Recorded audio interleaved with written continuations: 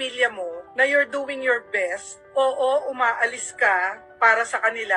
Oo, ang iniisip mo, mag-provide. Pero dahil nagde-depend ka lang sa salary mo, dapat maintindihan nila na yun ang salary mo. Yun yung pwede mong ipadala every month. And more than that, mahihirapan ka na or hindi mo na kaya. Hindi pwedeng lahat ng hiling nila gagawan mo ng paraan. Lahat ng gusto nila, ibibigay mo. May limit yung kaya mong ibigay. Sila naman, on their end, dapat pagkasyahin nila yon. Pwede naman din silang gumawa ng paraan. Hindi porket ikaw ang breadwinner, ibig sabihin na lahat na ng gusto nilang bilhin, lahat na ng pangangailangan nila, ikaw lang ang magpo-provide. Dapat, on their part, meron din silang responsibility. Pwede silang magtipid, pwede rin silang mag-side hustle, mag-isip kung paano sila kikita at paano makakatulong sa iyo. It pays to be sincere. Dapat sabihin mo, ito lang ang kaya ko. More than that, hindi ko na kaya kasi ito lang ang sweldo ko. Hindi mo pwedeng lahat ng pangangailangan nila ibigay mo.